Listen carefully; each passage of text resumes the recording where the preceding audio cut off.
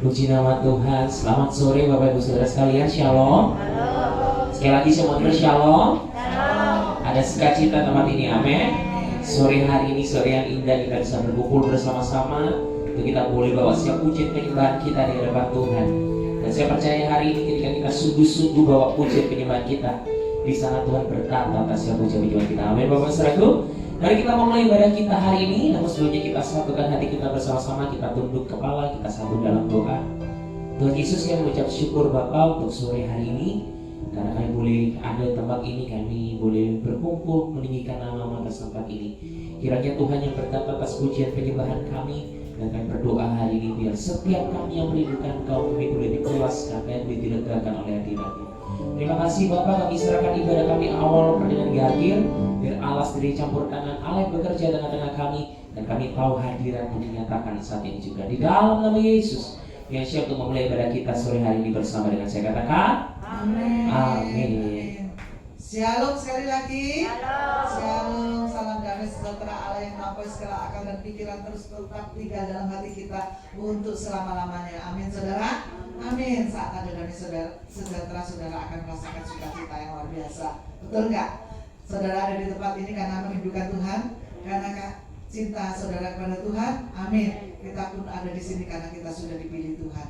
Bahkan kita di sini karena kemurahan Tuhan, kebaikan Tuhan, kasih Tuhan yang begitu melimpah dalam kehidupan kita. Amin. Amin. Ada rema yang begitu memberkati, boleh saudara pegang selama seminggu ini supaya saudara menjadi lebih kuat, lebih dekat kepada Tuhan. Kita baca bersama-sama Filipi 4 ayat 19. 1, 2, 3. Allahku akan memenuhi segala keperluanmu menurut kekayaan dan kemuliaannya dalam Kristus Yesus. Wow. Kita ulangi sekali lagi, ini janji yang pasti yang Tuhan berikan buat kita. 1, 2, 3. Allahku akan memenuhi segala keperluanmu menurut kekayaan dan kemuliaannya dalam Kristus Yesus. Wow, Tuhan memenuhi keperluan kita. Amin. Selama kita tinggal di dalam Tuhan dan firman-Nya ada dalam hidup kita, kita melakukan apa yang Tuhan mau dalam hidup kita, kita melakukan perintah-perintah Tuhan, semua keperluan saudara pasti dicukupi. Kebutuhan saudara pasti dicukupi. Betul nggak saudara? Betul ya. Orang tua aja kalau anaknya punya sepatu, padahal sepatunya belum rusak loh saudara ya. Kalau di mall lihat sepatu, dibeli lagi nggak? Pasti dibeliin. Ada sepatu yang lama belum rusak loh saudara ya. Tas sekolah juga gitu, tasnya masih bagus. Oh, anakku tasnya ini kok bagus, dibeliin lagi tasnya, padahal tas yang lama belum rusak. Betul nggak? Betul. Tuhan kita pun seperti itu. Tuhan pasti memelihara kebutuhan kita dengan luar biasa. Hidup kita tidak akan pernah berkekurangan. Saudara perhatikan hidup saudara tidak pernah tidak bisa makan. Betul nggak? Selalu bisa makan. Bahkan lebih, makannya lebih enak. Betul nggak saudara? Amin. Bahkan kebutuhan Natal di tempat ini dicukupkan Tuhan dengan luar biasa, bahkan berkelimpahan.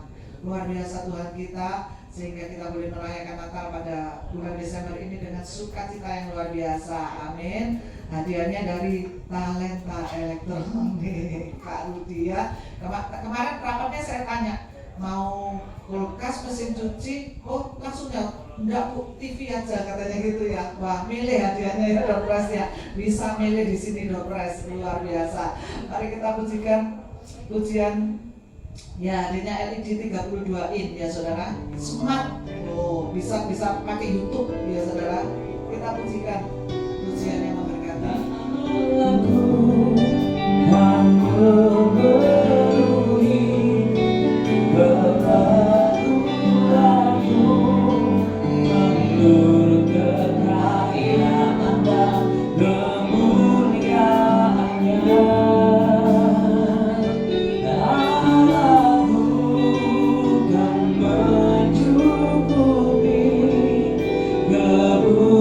Kebutuhanku tidak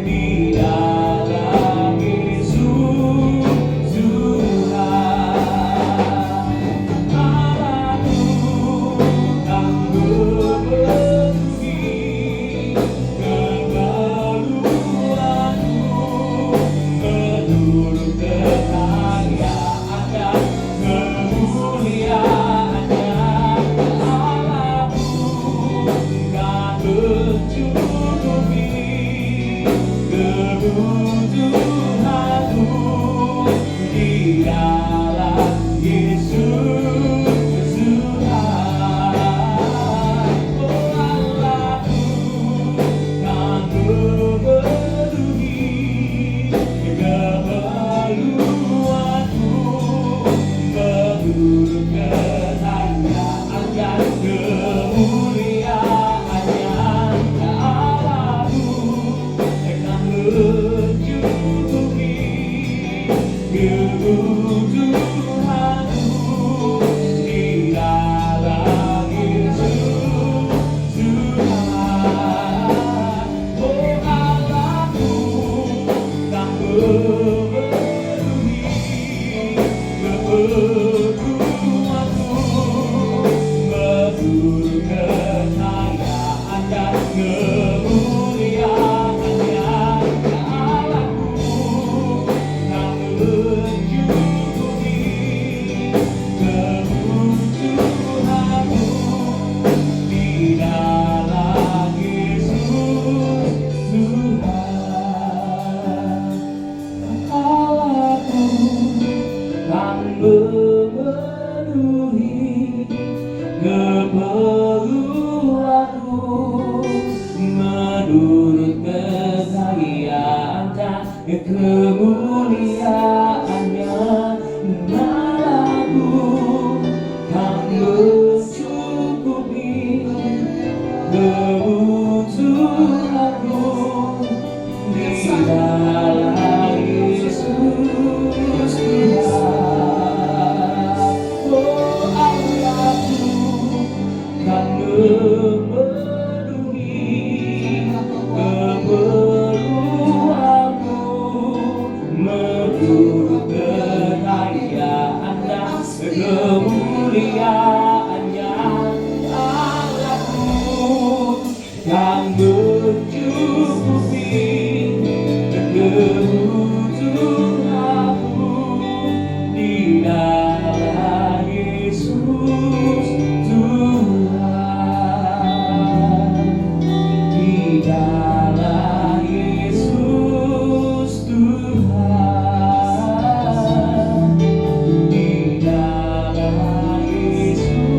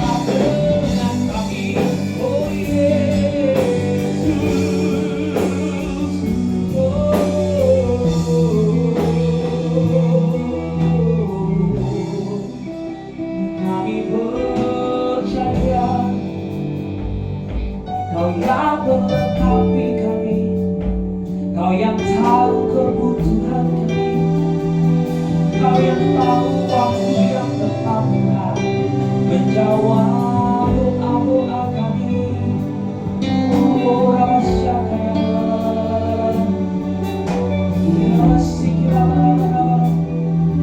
iman kami sepakat, iman kami teguh hanya pada Yesus, hanya pada Yesus Tuhan. Allah kami, Tuhan kami yang berkasa, tiada yang seperti Yesus, tiada yang seperti Yesus. Hanya Kau satu, Allah perkasa kami, Allah yang mampu kami andalkan, Allah yang mengecewakan kami.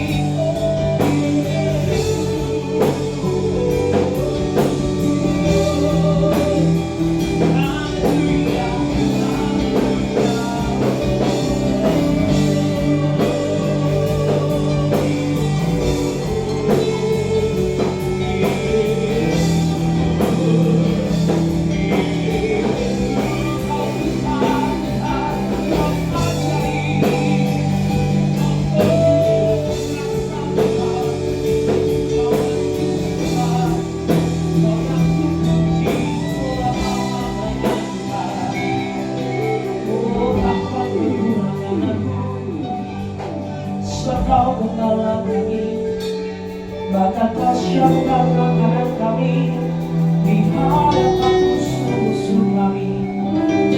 Kau yang jadikan kami pemenang, bahkan lebih dari pemenang, sebab Kau besertaku Tuhan, sebab Kau besertaku Yesus. Oh, asyik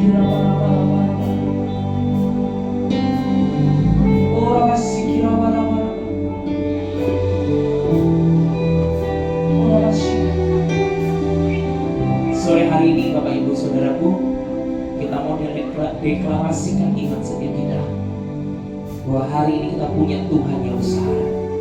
Yesus kita, Yesus yang besar, lebih daripada permasalahan kita, lebih dari apa yang kita khawatirkan hari ini. Mungkin hari ini menyongsong tahun 2023, banyak di luaran berbicara bahwa 2023 tahun yang gelap, tahun yang menakutkan. Tapi saya percaya hari ini, walaupun dunia boleh berkata 2023 gelap, tapi Tuhan kita tetap menyertai kita. Selama Tuhan beserta dengan kita, tak ada satupun yang perlu kita khawatirkan Bapak Ibu, karena Dia Allah yang besar bagi kita.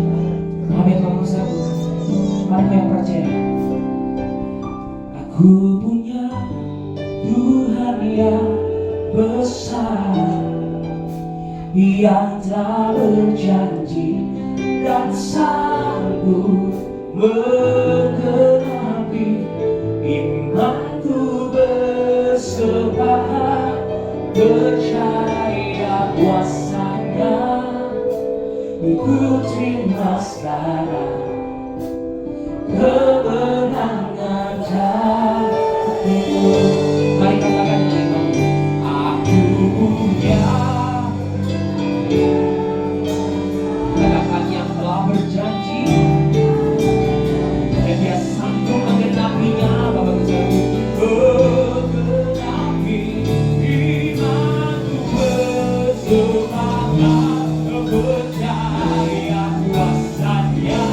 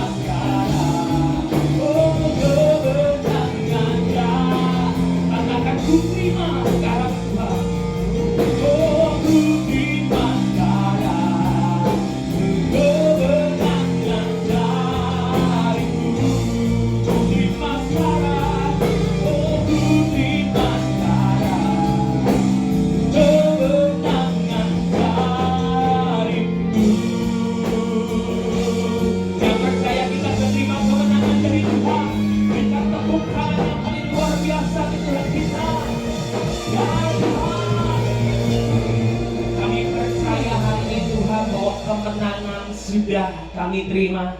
Orang lain boleh berkata tahun depan buruk, tahun depan gelap, tetapi kami tahu Allah kami besar yang memberikan kemenangan dalam setiap hidup kami. Engkau yang merasa diberkati, engkau yang merasa terima kemenangan yang besar dari Tuhan. Kami bersama dengan saya katakan, sekali lagi katakan, katakan kanan kirimu, kamu orang-orang yang lebih dari pemenang. Haleluya.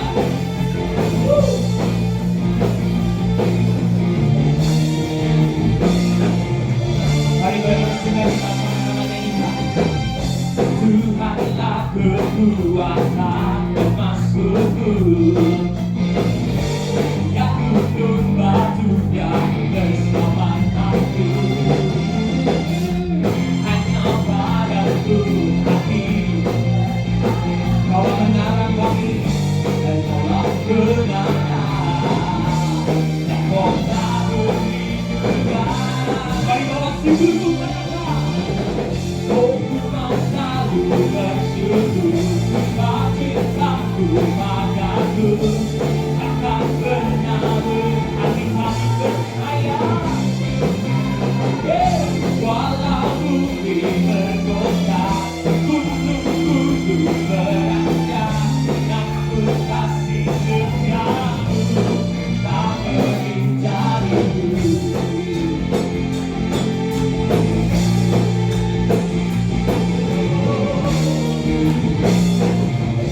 Oleh kekuatan dan kasih kami, Tuhanlah kekuatan emasku, Dia gunung batu dan keselamatanku. Hanya padamu hatiku berserah, orang kami Kaulah kebenaran dan doa. Bersama dengan tanganmu semuanya, ku mau selalu bersyukur, cintaku padaku takkan pernah. Hati kami percaya, oh walau bumi bergoda, gunung-gunung beranjak, namun kasih setiamu tak menghindariku. Hari ini kita percaya bahwa kasih setia Tuhan tidak pernah berhenti dalam hidup kami. Apa yang kita boleh bertepuk tangan bersama-sama.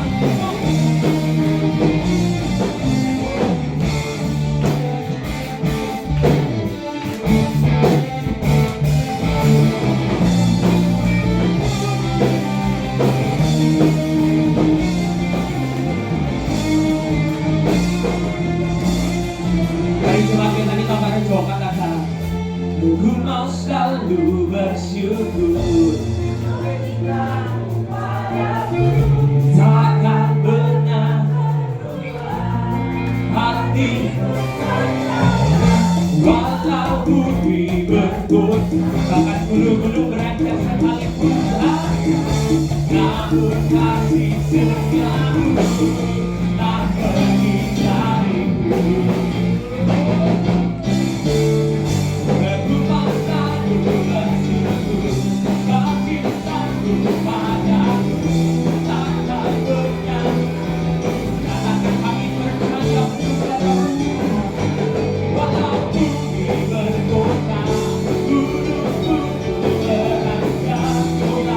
Kasih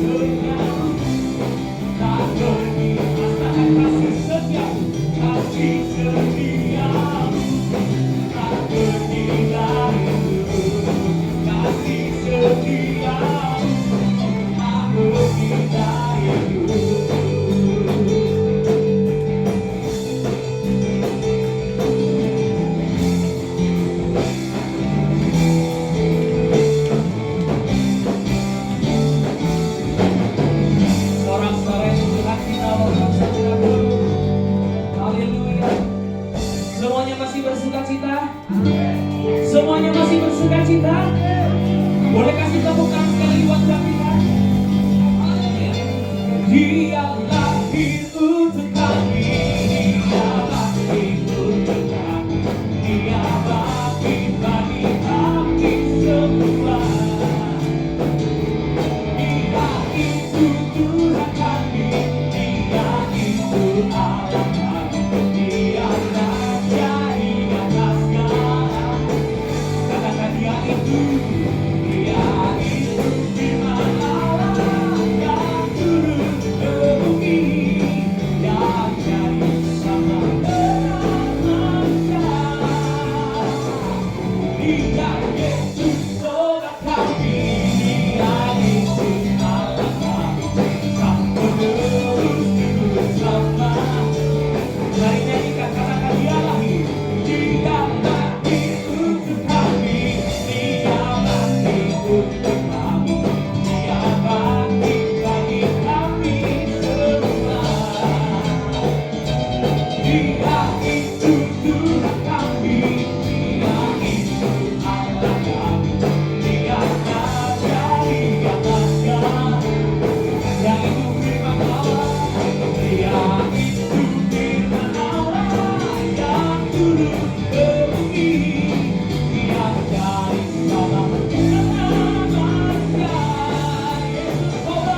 Dia Yesus Tuhan kami, Dia Yesus Allah kami, Sang Penerus juru selamat.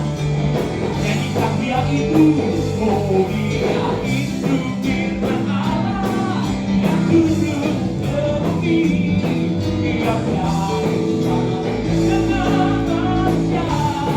Oh Dia Yesus Tuhan kami, Dia Yesus Allah kami, Sang Penerus juru selamat. Katakan Sang Penerus, Sang Penerus juru selamat dunia. Sang Penerus juru selamat dunia. Masih siap kalau lanjut sampai segitu? Siap? Glory, glory, glory bagi Sang Raja. Oh nyanyi glory, glory, glory bagi Sang Raja. Katakan nyanyi glory, glory, glory bagi Sang Raja. Oh mari rayakan Dia. Katakan mari serukan, hey serukan, hey bahwa Yesus Raja. Oh mari serukan, hey serukan, bahwa Yesus Raja. Mari serukan, hey serukan, hey bahwa Yesus Raja. Oh mari rayakan nyanyi. Kita akan merasa bahagia bila kita menyembah-Nya. Kita akan merasa sukacita bila kita semua nyanyi. Glory, glory, glory bagi Sang. Oh nyanyi glory, hanya bagi Dia segala pujian kemuliaan. Oh nyanyi glory, glory, glory bagi Sang Raja. Oh mari rayakan Dia. Mari bersama serukan.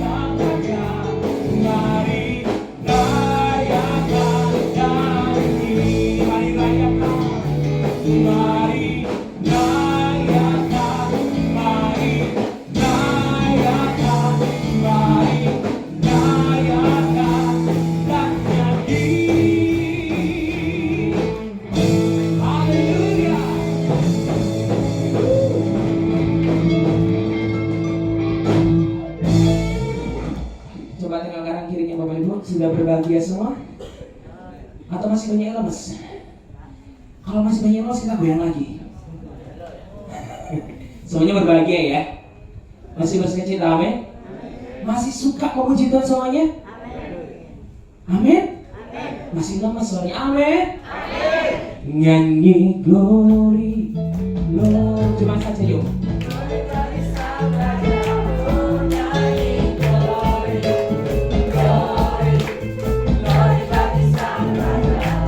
Nyanyi glory,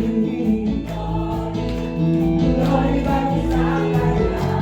Mari bisa lebih kencang Bapak Ibu.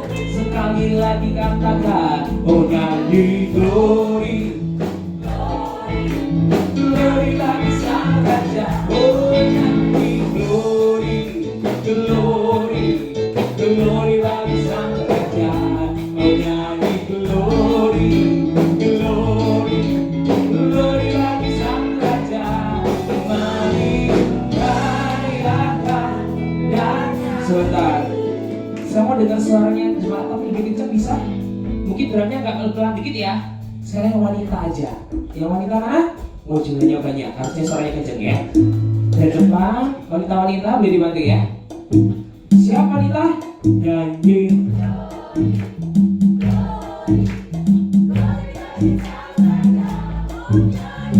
Gak sesuai dengan jumlahnya Bapak Ibu. Lebih kencang bisa.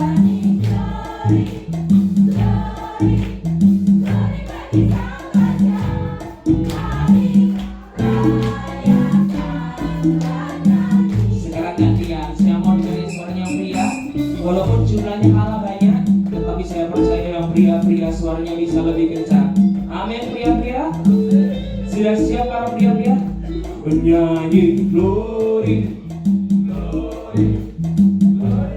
Yang belakang belum nyanyi. Oh nyanyi glory, glory, glory bagi Sang Raja. Lebih kencang di glory, glory, glory bagi Sang Raja. Mari raya semuanya sekali lagi kita nyanyikan. Oh nyanyi glory, glory, glory bagi Sang Raja. Oh nyanyi glory, glory, glory bagi Sang Raja.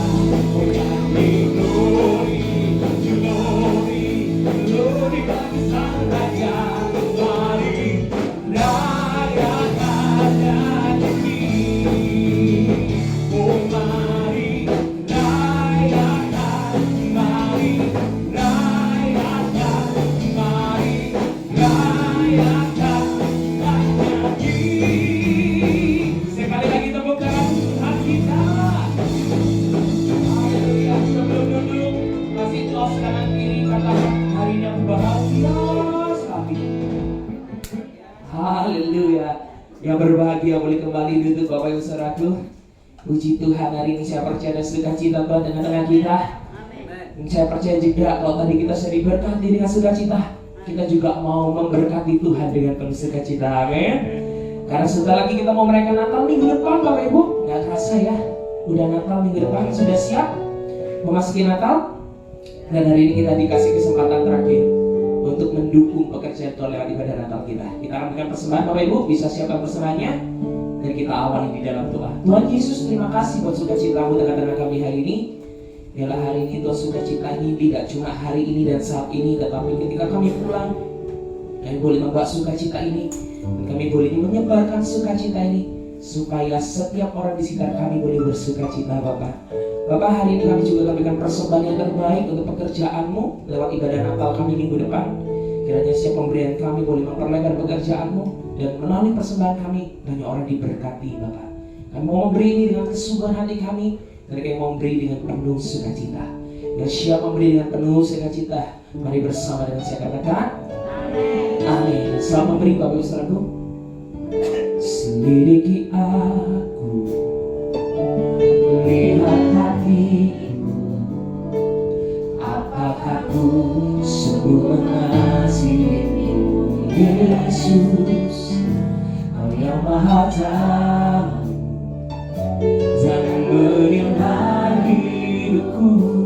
tak ada yang tersembunyi lagi. Katakan selidiki aku, lihat hatiku, apakah ku sungguh mengasihimu Yesus, Kau yang Maha Tahu dan menilai hidupku. Tak ada yang tersembunyi bagimu. Telah kulihat kebaikanmu yang tak pernah habis di hidupku. Ku berjuang sampai akhirnya. Kau dapat ia tetap setia.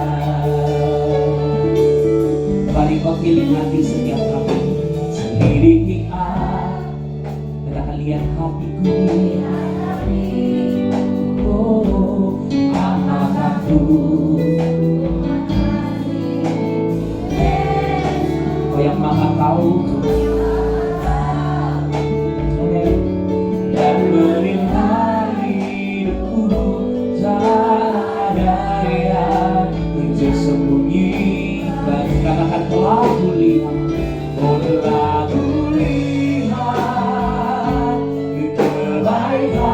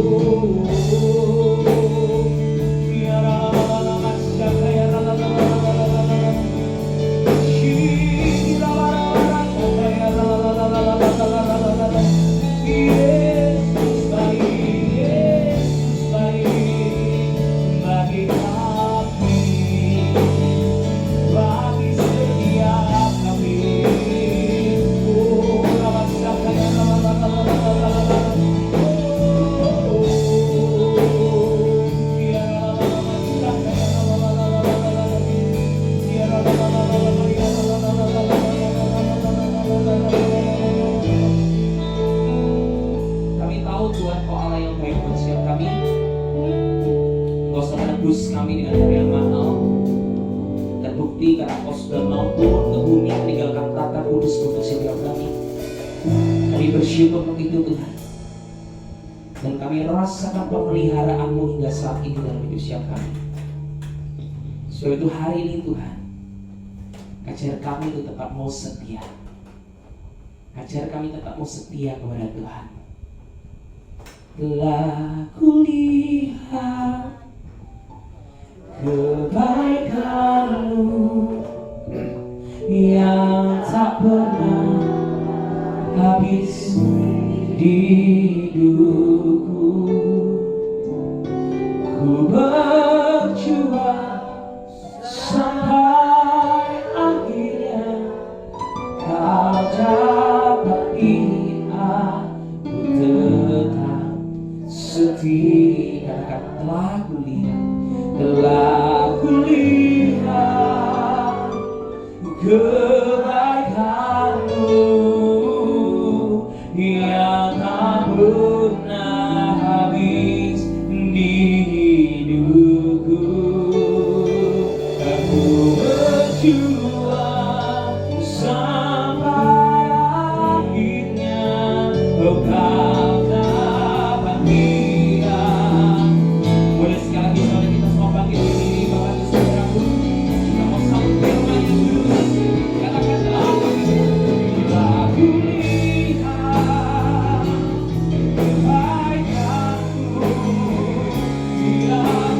tak pernah habis di hidupku. Berjuang sampai akhirnya Kau dapat dia. Katakan ku berjuang, oh ku berjuang sampai akhirnya Kau dapat dia.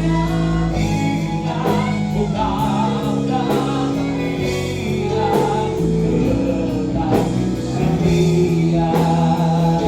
Oh ku berjuang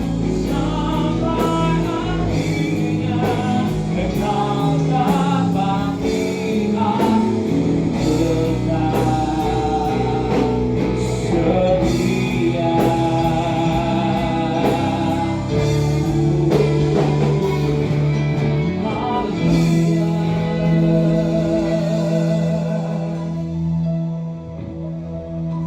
Kita berdoa.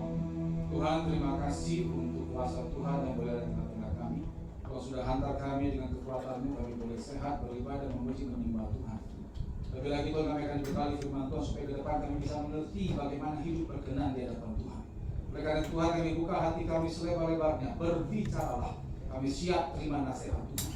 Dalam nama Yesus, haleluya. Amin. Silakan duduk Bapak Ibu.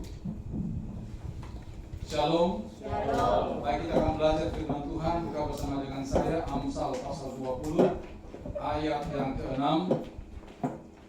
Amsal pasal 20 ayat yang ke-6.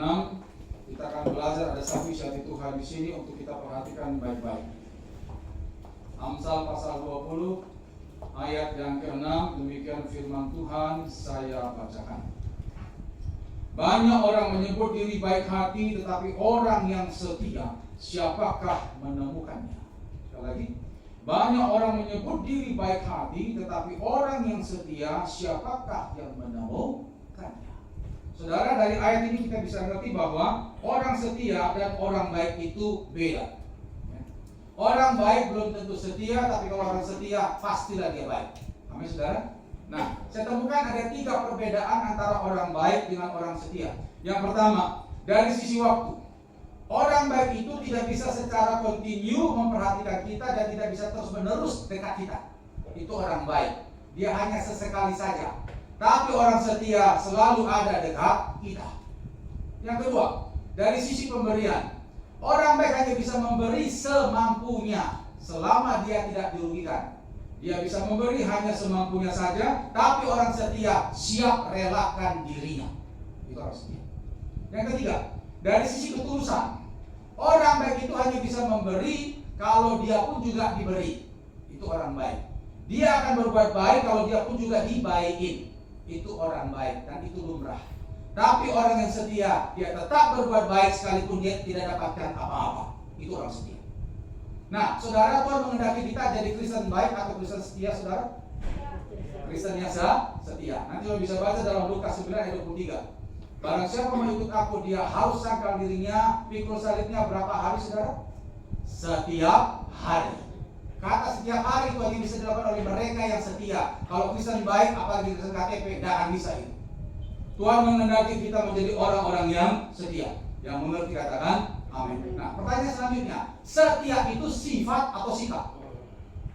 Setia itu sifat atau sikap?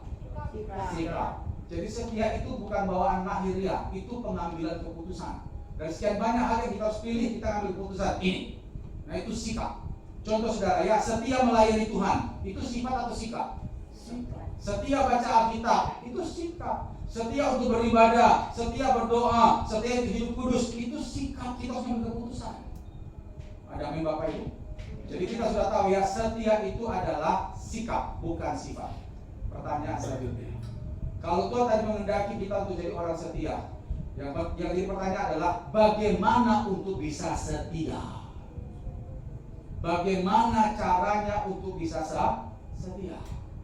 Hanya satu, saudara, kita harus punya komitmen. Harus punya komitmen. Katakan bersama dengan saya, komitmen. Amin, saudara. Nah, hari ini kita akan belajar tentang komitmen. Karena ini pengajaran, kita akan masuk bagian demi bagian supaya pemahaman kita bisa tertata dengan baik. Kita masuk yang pertama, apa itu komitmen? Apa itu komitmen?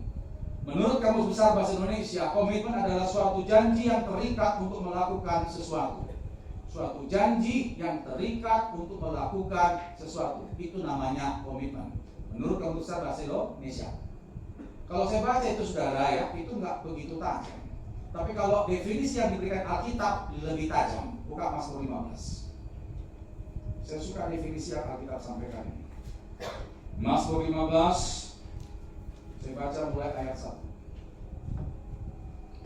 Mazmur 15 ayat 1 dikatakan di sana, Mazmur Daud, Tuhan, siapa yang boleh menumpang dalam kemahmu? Siapa yang boleh diam dalam gunungmu yang kudus? Pada waktu itu Daud bertanya pada Tuhan, Tuhan, orang yang layak dekat denganmu, yang boleh dekat duduk di gunungmu, berdiam dalam lindunganmu, itu yang seperti apa cirinya? Daud bertanya, Tuhan menjawab, orang-orang apa kriterianya itu mulai dari ayat 2. Perhatikan ayat 2. Yaitu dia yang berlaku tidak bercela, yang melakukan apa yang adil dan mengatakan kebenaran dengan segenap hatinya. Nah, komitmen itu ayat 4C. Perhatikan, saudara. Yang berpegang pada sumpah walaupun rugi. Itu dia. Berpegang pada sumpah walaupun rugi. Nah, itu bagus. Dia tetap lakukan firman Tuhan sekalipun harus sakit menjalaninya. Itu namanya komitmen. Amin, saudara? Ya. Jadi kita sudah ngerti arti komitmen. Dan Tuhan menghendaki kita harus punya komitmen. Dan komitmen itu penting. Nah, ada pertanyaan lagi. Pak, kenapa komitmen itu harus ada dalam hidup kita? Kenapa komitmen itu penting? Sekarang ada 3 alasan. Yang pertama, komitmen menentukan kualitas hidup. Komitmen menentukan kualitas hidup. Saudara, kita semua di sini pastilah ingin memiliki hidup yang bermakna, toh. Kita ingin memiliki hidup yang berarti, kita ingin hidup yang bagus lah, gitu. Semua orang mendambakan itu. Tapi saya beritahu saudara, ya, untuk bisa dapatkan itu hanya satu kuncinya, komitmen. Contoh-contoh. Suatu barang di pabrik kalau diproses bagus, maka dia pasti akan bagus hasilnya. Bisa ngerti, saudara, ya? Katakanlah waktu proses pembuatan barang itu ada 10 tahap. Kalau 10 tahap itu dilewati dengan baik, tidak ada satupun yang terlompati, maka lihat barangnya pasti akan bagus. Tapi kalau dalam proses pembuatannya melompati 1 tahap, hasilnya pasti gak bagus. Amin. Demikian juga hidup ini, saudara. Hidup ini ada proses. Dalam rumah tangga ada, pekerjaan ada, pelayanan juga ada. Kalau saudara bisa ikuti semua proses itu dengan baik, engkau akan menjadi bejana yang indah di hadapan Tuhan. Nah, ingat, saudara, ya, untuk bisa melewati semua proses itu, disitulah diperlukan komitmen. Banyak anak Tuhan yang lari dari proses, tidak mau ikuti proses. Akhirnya apa? Jelek hidupnya. Tapi kalau saudara punya komitmen, engkau akan lewati proses itu, sekalipun sakit, engkau akan lewati, dan itu akan membuat engkau menjadi bejana yang indah di hadapan Tuhan. Buka 2 Timotius 2. 2 Timotius 2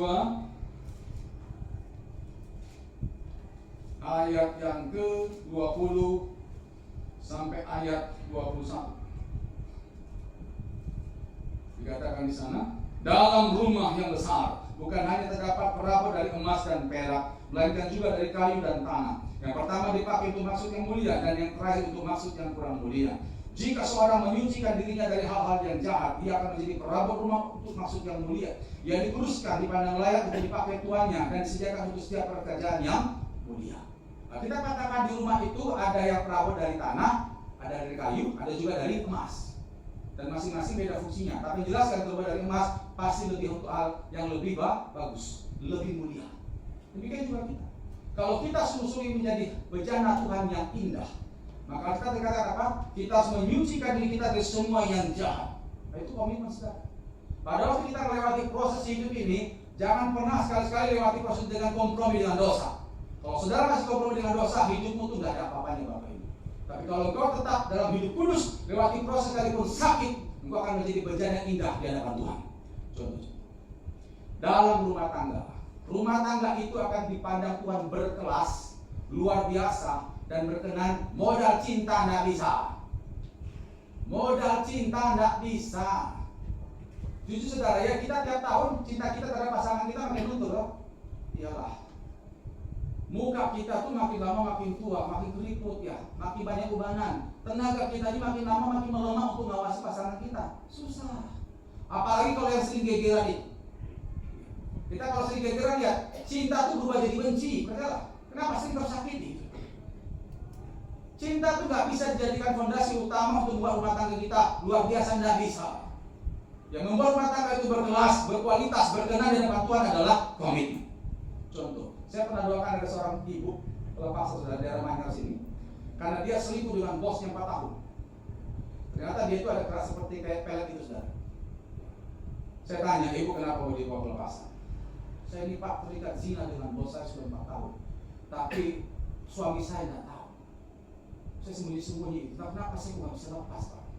Nah, dia cerita kenapa dia pelepasan, karena dia bilang ada suara yang berapa bulan lalu dia dapatkan, sampai hari itu dia ketemu saya. Suara berkata, kalau kau tidak bertobat kau bakal mati.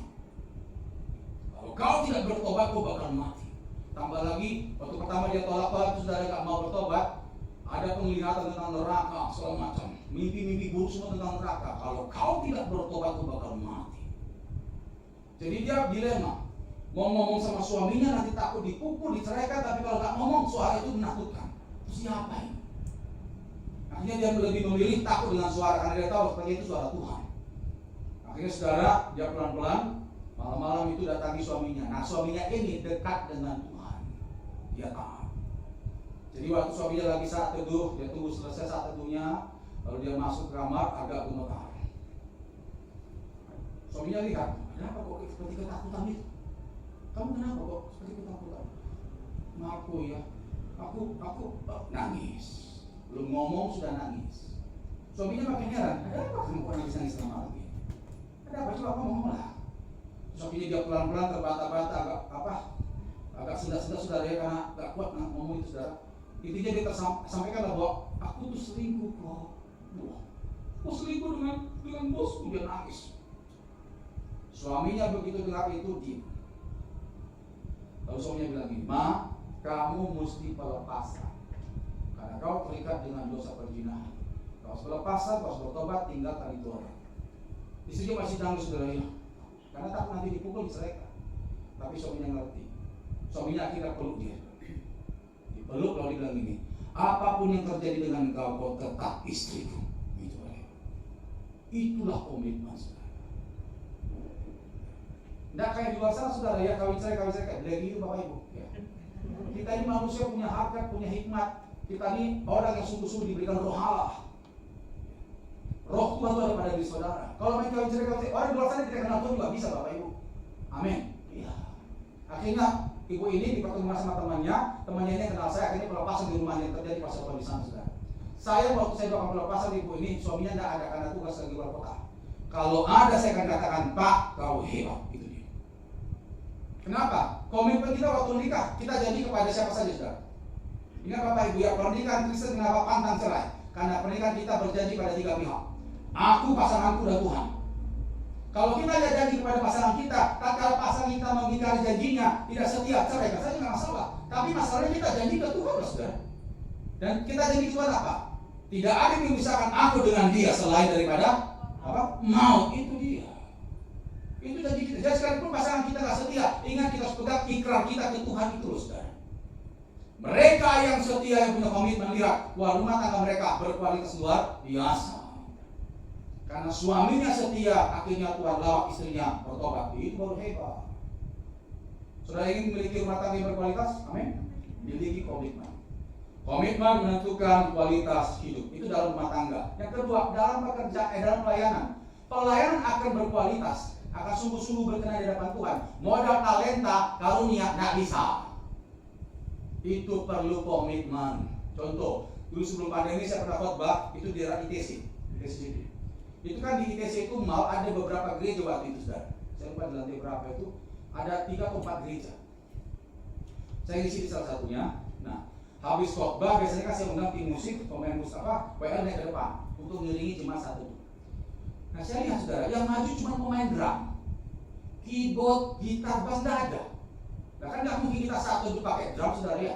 Masa tuntak-tuntak nggak mungkin, saudara. Terus saya lihat, nggak ada ya pemain musik. Akhirnya sudah nggak jadi. Akhirnya cuma doa biasa saja sudah. Habis ibadah saya tanya gembala, Pak, tim musiknya tadi kemana? Bapak gembala sampai nggak enak sama saya. Aduh, maaf Pak Nason, mereka itu ngisi di gereja samping katanya. Karena di situ ada beberapa gereja, jadi ini belum selesai ibadah tapi nggak sampai itu, Pak. Kenapa, saudara? Ini loh PK. Persembahan itu, cari duit itu. Kalau dilihat cara mainnya, bagus mainnya, talentanya luar biasa, tapi komitmennya tidak ada, saudara. Seperti itu berkenan di hadapan Tuhan? Enggak lah.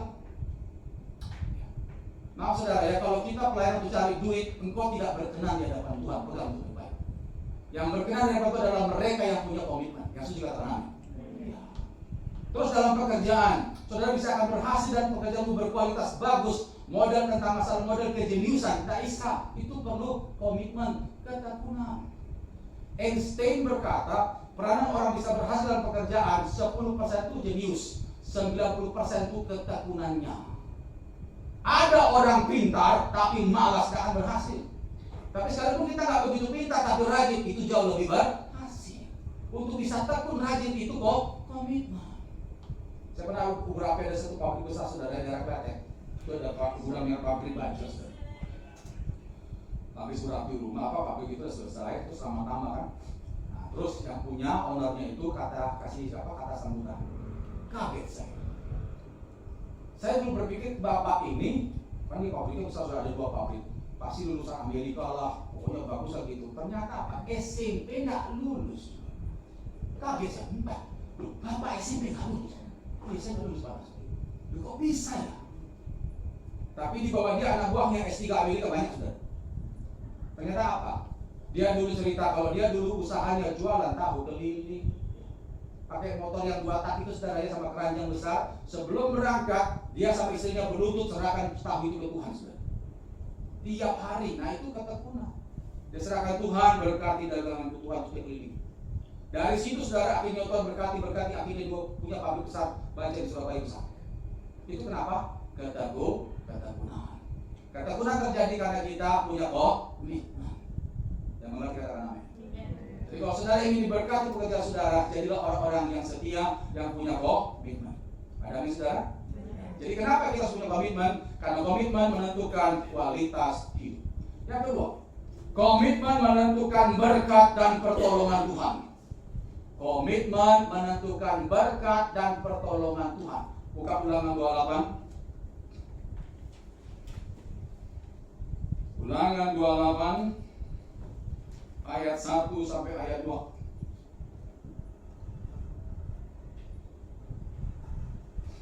Ulangan 28 ayat 1 sampai 2. Kalau saudara baca di Alkitab saudara, judulnya apa itu Bapak Ibu?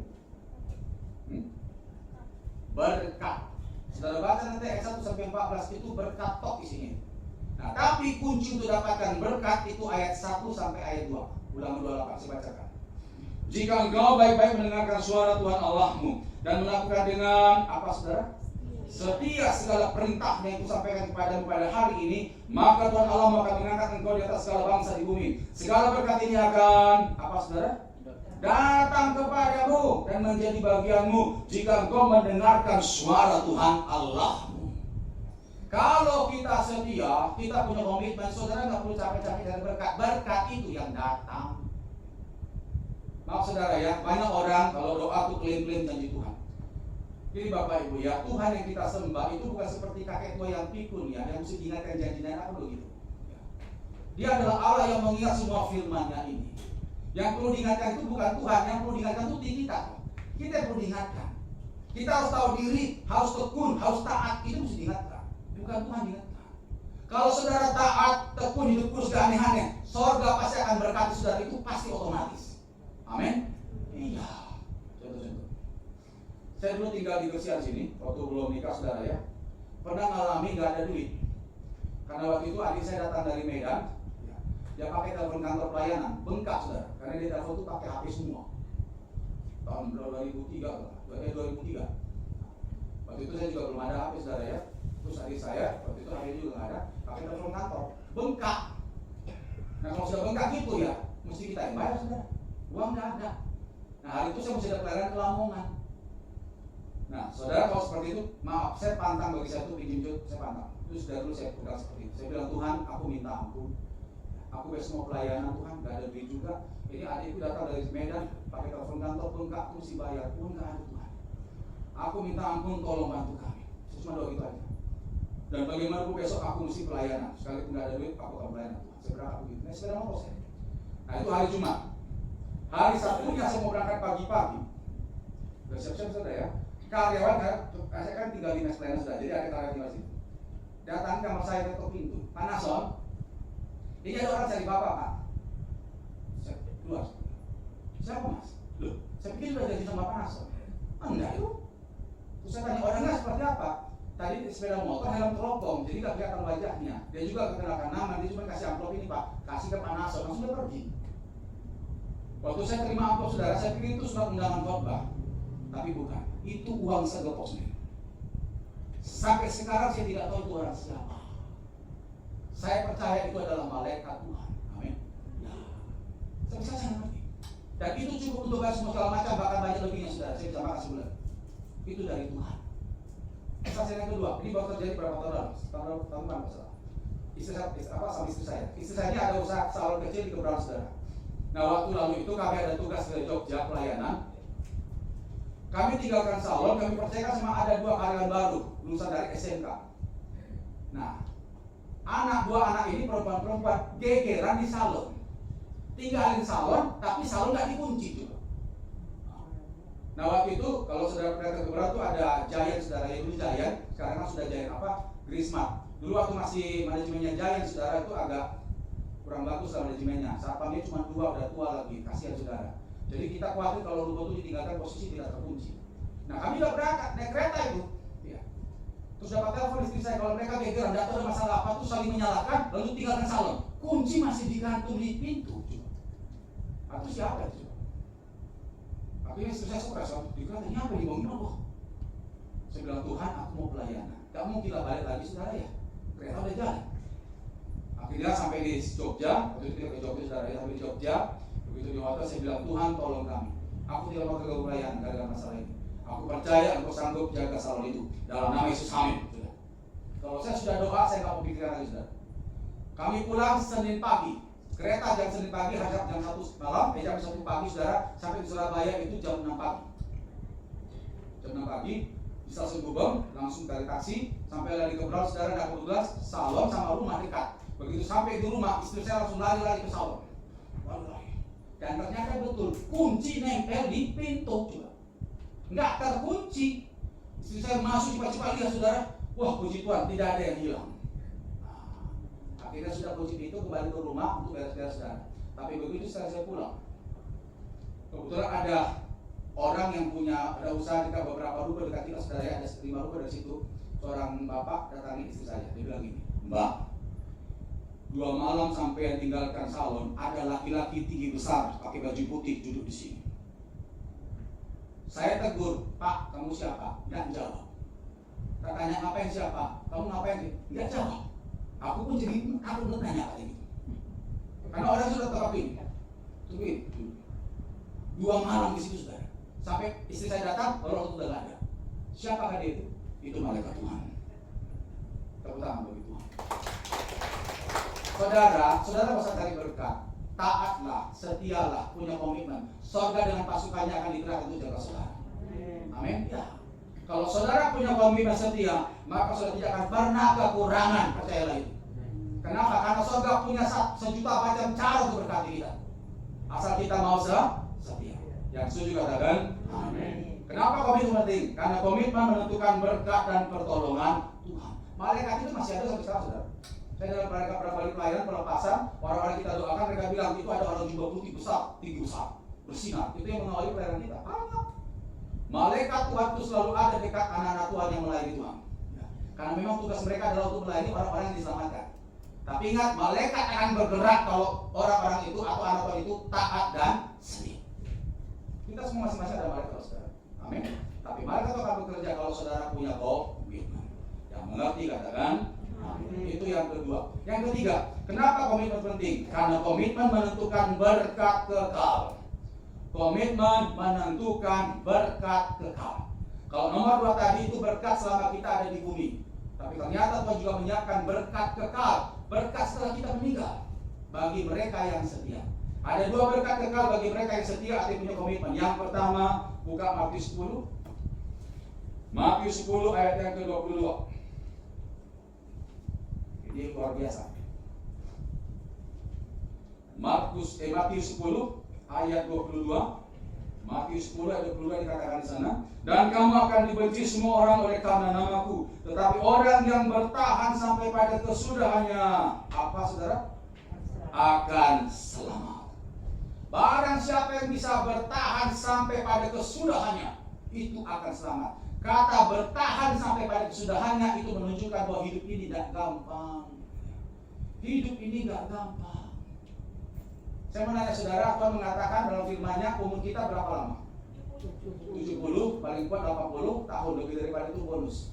Semua itu saudara ya, selama usia kita lewati 70 sampai 80 tahun, kita akan menghadapi banyak peristiwa-peristiwa yang menawarkan kita bisa keluar dari jalur Kristus loh ya saudara. Banyak. Ada banyak tawaran yang bisa terjadi buat kita keluar dari jalur Tuhan, banyak. Ya bisa gara-gara pacar lah, gara-gara harta, tidak bisa. Makanya kita katakan, barang siapa bisa bertahan sampai pada kesudahannya, dia yang akan selamat. Itu perlu komitmen saudara. Berkat kekal yang pertama bagi mereka yang punya komitmen adalah keselamatan. Yang kedua, mari buka Wahyu pasal 2. Ini berkat kekal yang luar biasa, yang hanya diberikan kepada mereka yang setia. Wahyu pasal 2 ayat yang ke-10. Wahyu pasal 2 ayat 10. Jangan takut terhadap apa yang harus engkau derita. Sesungguhnya iblis akan melemparkan beberapa orang dari antaramu ke dalam penjara, supaya kamu dicobai dan kamu akan berada kesusahan selama 10 hari. Hendaklah engkau, apa saudara? Setia sampai mati, dan aku akan mengaruniakan kepadamu mahkota kehidupan. Ini luar biasa. Coba cari bapak ibu di luar sana, ada enggak yang menjanjikan mahkota kehidupan selain Tuhan Yesus? Tidak ada. Kalau surga masih ada iming-imingnya saudara ya. Iya, sekalipun masih mudah-mudahan. Tapi kita katakan apa? Kita bukan cuma sekedar selamat, bukan cuma masuk surga, tapi ada mahkota kehidupan. Itu diberikan kepada mereka yang setia. Amin saudara? Kepingin dapat mahkota kehidupan? Jadilah anak-anak Tuhan yang setia. Nah, saudara, jadi kita sudah ngerti kenapa komitmen itu penting, kenapa kesetiaan itu penting, karena kesetiaan itu yang ketiga adalah menentukan berkat yang kekal. Nah, sekarang kita masuk yang terakhir. Seperti apakah ciri orang yang punya komitmen itu? Seperti apa orang yang punya komitmen itu? Saya temukan ada 2. Yang pertama, mampu meredam ego dan tuntutan hati demi sebuah ikrar. Mampu meredam ego dan tuntutan hati demi sebuah ikrar. Mari kita lihat contoh dalam 2 Samuel 9. Kita belajar dari seorang Daud. 2 Samuel 9 ayat yang ke-8. Mampu meredam ego dan tuntutan hati demi sebuah ikrar atau sebuah janji. 2 Samuel 9 ayat yang ke-8 dikatakan di sana, lalu sujudlah Mephiboset dan berkata, apakah hambamu ini sehingga engkau menghiraukan anjing mati seperti aku? Ini saudara, Saul, Raja Saul dan Daud kita sudah tahu bersama kan bermusuhan ya, seperti musuh bebuyutan. Karena Saul itu kecewa karena rajanya lebih menyanjung Daud daripada dia sebagai raja. Akhirnya sejak itu Saul berusaha untuk membunuh Daud. Jadi antara Daud dengan Saul itu tidak baik hubungannya. Tapi Saul punya anak namanya Yonatan, itu sangat dekat dengan Daud, bahkan seperti saudara kandung. Mereka pernah berjanji, kalau salah satu dari mereka ada yang meninggal atau tewas, maka mereka yang hidup harus memelihara keluarga temannya yang ditinggalkan. Contoh, kalau misalnya Daud tewas, maka Yonatan harus memelihara keluarganya Daud. Demikian sebaliknya. Dan ternyata berjalannya waktu, Saul dan Yonatan yang tewas, Daud yang hidup, dan Daud kembali berebut tahta Israel. Nah, begitu Daud jadi raja Israel, teringatlah dia akan janjinya kepada Yonatan.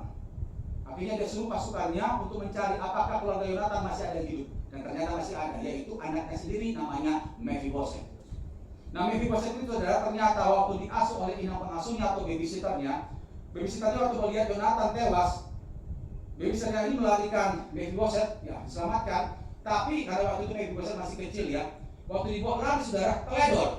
Anak ini jatuh saudara. Akhirnya apa? Pincang, ada cacatnya, timpang dia. Lalu diselamatkan. Nah kemudian begitu ketahuan sama Daud, panggillah ke istana. Para teolog banyak menyimpulkan kemungkinan besar waktu dididik atau dibesarkan oleh inang pengasuhnya, kemungkinan Mephiboset itu dicokoki dengan hal negatif. Hei Mephiboset, itu Saul kakekmu itu musuhnya Daud. Saul itu bolak-balik membunuh Daud. Daud pasti tersakiti hatinya oleh Saul. Ditambah lagi Mephiboset, Daud itu tidak suka orang pincang. Itu ada ayatnya saudara. Dia tidak suka orang pincang, orang timbang nggak suka dia. Nah, kau ini pincang, kau ini timpang. Tambah lagi Saul itu kakekmu musuhnya Daud. Jangan-jangan kau dipanggil istana, kau dibunuh kau ini. Makanya waktu Mephiboset datang dia ketakutan lalu berkata apa tadi? Aku ini anjing mati, kenapa kau perhatikan? Padahal dia anak raja saudara. Pertanyaannya, apakah setelah itu Daud akhirnya membuat Mephiboset masuk penjara? Tidak. Saya menanya saudara, apakah memang Daud tersakiti hatinya oleh Saul? Tersakiti. Apakah Daud memang waktu itu masih benci orang timpang? Masih.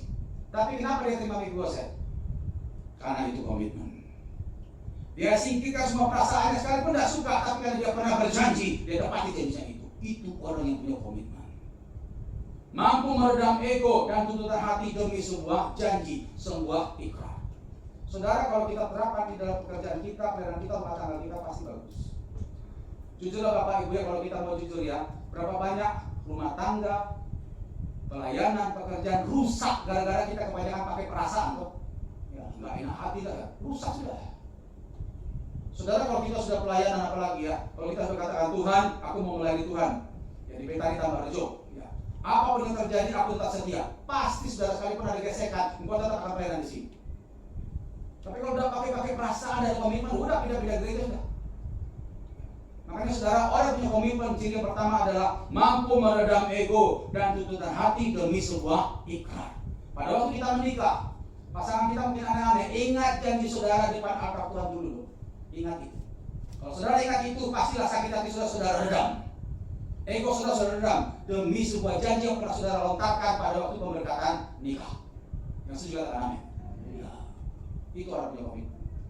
Jadi ciri orang punya komitmen yang pertama, mampu meredam ego dan tuntutan hati demi sebuah ikrar. Yang kedua, yang terakhir, berani habis-habisan untuk pertahankan iman dan menjalankan panggilan Tuhan. Berani habis-habisan untuk pertahankan iman dan menjalankan panggilan Tuhan. Kalau dikatakan berani habis-habisan berarti apa? Totalitas hidupnya hanya untuk firman Tuhan. Berapapun harganya dia bayar. Itu namanya komitmen. Mari buka Daniel pasal 3.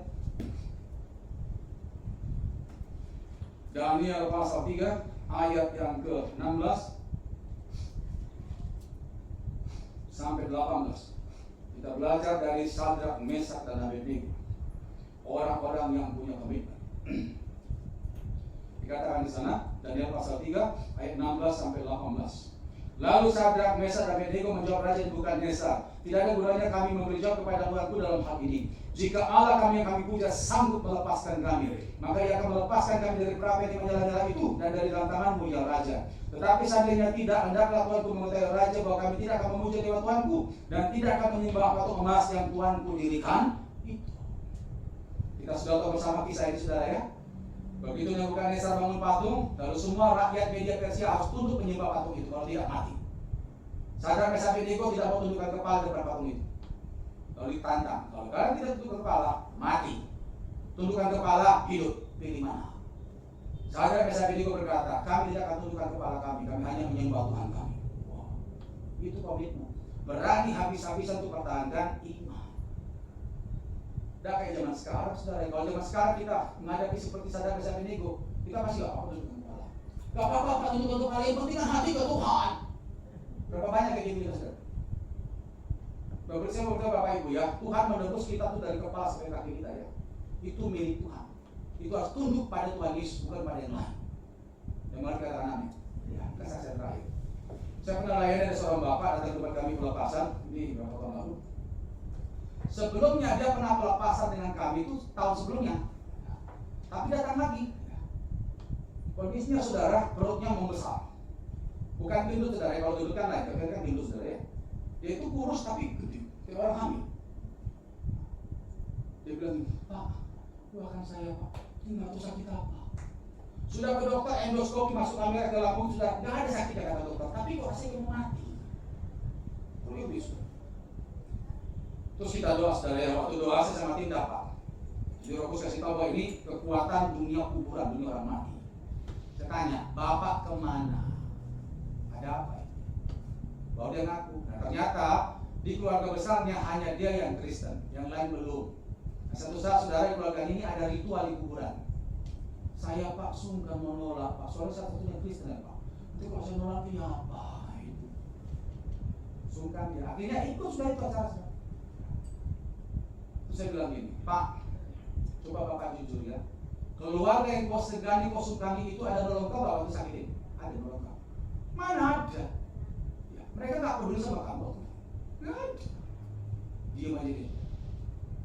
Artinya saya sudah pengakuan dosa, kita doakan dan bersyukur Tuhan masih mengasihi dia. Akhirnya Tuhan lepaskan dia, dia sendawa hampir 1 jam sekali dia. Sampai perut besar kempes. Kuasa Tuhan masih ada sampai hari ini. Setelah sembuh dia bilang, terima kasih Pak. Saya bilang, Pak, harusnya kau lebih sungkan segan pada Tuhan daripada keluargamu ini. Saudara, kalau kita punya komitmen, kita akan berikan hati kita, tubuh kita hanya untuk Tuhan. Berani habis-habisan untuk pertahankan iman. Kalau tidak, udah. Kalau kita sudah nggak setia, bagaimana kita dapatkan berkat surga itu, saudara? Isa. Pada amin Bapak Ibu. Ingin masuk surga? Ingin berkenan di hadapan Tuhan? Jadilah anak Tuhan yang punya komitmen. Yang setuju katakan? Amin. Jadi ciri punya komitmen yang kedua adalah berani habis-habisan untuk pertahankan iman dan menjalankan misi panggilan Tuhan. Ayat terakhir, mari buka Amsal pasal 2. Amsal pasal 2 ayat 7 sampai ayat 8. Saya makanya Bapak Ibu tidak perlu takut tahun 2023. Ya. Kenapa? Kuncinya hanya satu, jadi orang setia. Kalau saudara setia, saudara tidak pernah kehabisan cara berkati saudara, percaya itu. Bukankah Tuhan yang ciptakan dunia ini? Amin. Iya, Tuhan ciptakan semua. Kenapa kita harus sanksi? Tapi yang membuat hati Tuhan dan mata Tuhan tertuju pada kita itu karena kesetiaan, bukan yang lain. Coba kita lihat ayat terakhir, Amsal pasal 2 ayat 7 sampai 8. Ia menyediakan pertolongan bagi orang yang jujur, menjadi perisai bagi orang yang tidak bercela lakunya, sambil menjaga jalan keadilan dan memelihara jalan orang-orangnya yang apa saudara? Setia. Ini firman Tuhan. Tuhan akan pelihara orang-orangnya yang setia. Kalau saudara setia, tidak usah takut akan apapun kejadian ekonomi tahun depan. Tuhan pasti akan pelihara saudara. Amin. Ya. Asal kita setia. Harap saya dan doa saya hendaklah kita jemaat Betani Tambarejo menjadi anak-anak Tuhan yang setia, yang punya komitmen kuat di hadapan Tuhan. Kita tundukkan kepala. Dengan sikap doa masing-masing datang pada Tuhan. Saya undang rekan hamba Tuhan tim musik. Worship leader sehingga bisa ambil tempat. Jemaat ambil waktu saat teduh sejenak.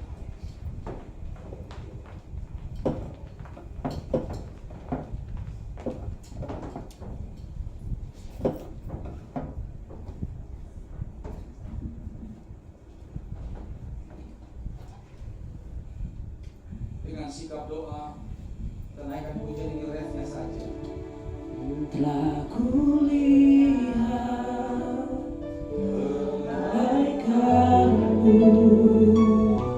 yang tak berhabis di hidupku, dan ku berjuang sampai akhirnya Engkau dapati aku tetap setia, dan telah kulihat kebaikan-Mu yang tak pernah habis di hidupku, dan ku berjuang sampai akhirnya Engkau dapati aku tetap setia. Biarkan keyboard mengiringi lembut. Kita semua tundukkan kepala dan tutup mata. Pada waktu sudah tundukkan kepala dan tutup mata, di situ hanya Engkau dan Tuhan yang ada. Tidak ada orang lain di sana. Setelah kita harus jujur di hadapan Tuhan. Sudahkah Tuhan mendapati kita setia? Alkitab tadi katakan orang baik itu banyak, tapi orang setia siapakah yang menemukannya? Di mata Tuhan yang indah itu bukan orang baik, tapi orang yang setia. Karena kita menyembah Tuhan yang juga setia. Dia setia tinggalkan surga yang mulia, lahir di kandang binatang. Dia lewati semua proses yang luar biasa sengsara itu. Lewati dalam via dolorosa dengan ribuan cambuk yang membuat tubuhnya sudah tidak berbentuk lagi. Tapi dia setia. Sampai pada waktu di hembusan napas terakhir di Kalvari, dia berkata, sudah selesai. Tuhan yang kita sembah adalah Tuhan yang setia, Bapak Ibu. Tuhan yang kita sembah adalah Tuhan yang tidak main-main dengan dosa. Tapi kenapa kita masih main-main dengan dosa? Kenapa kita anggap enteng masalah kesetiaan Tuhan? Makanya tidak heran kita jauh dari berkat pertolongan Tuhan. Mulai hari ini, kalau engkau tundukkan kepala dan tutup mata di sana, jadilah suami yang setia. Jadilah suami yang punya komitmen. Jadilah istri yang punya komitmen. Jadilah hamba Tuhan yang punya komitmen. Dan jadilah pengusaha karyawan yang juga punya komitmen. Maka kau akan berkelas di hadapan Tuhan. Hidupmu berkualitas di hadapan Tuhan. Orang yang seperti itu tidak akan pernah berhenti mengalami pertolongan Tuhan. Maka dia akan mengalami berkat yang kekal. Pada hari ini, ambillah keputusan dalam hati saudara. Tuhan, aku mau setia. Aku mau setia. Terima kasih Bapa di sorga. Terima kasih Tuhan. Firman Tuhan pada sore hari ini kami akan bawa pulang. Beli menjadi rema bagi kami supaya kami tidak main-main lagi Tuhan. Supaya kami tidak main-main lagi. Kami mau sungguh-sungguh itu benar, berkenan di hadapan Tuhan, menyenangkan hati Tuhan. Hanya satu kuncinya, yaitu setia. Tuntun kami Tuhan supaya kami boleh menjadi orang-orang yang menyenangkan hati Tuhan. Terima kasih Bapak, hamba sudah sampaikan apa yang Tuhan mau, dan hamba sangat-sangat terbatas. Hamba serahkan kembali kepada Engkau Allah Roh Kudus yang tidak terbatas. Teruskan firman, sempurnakan penyampaiannya, materikan kebenaran firman-Mu, dan berkati kami semua. Di dalam nama Yesus. Haleluya. Amin. Tepuk tangan bagi Tuhan.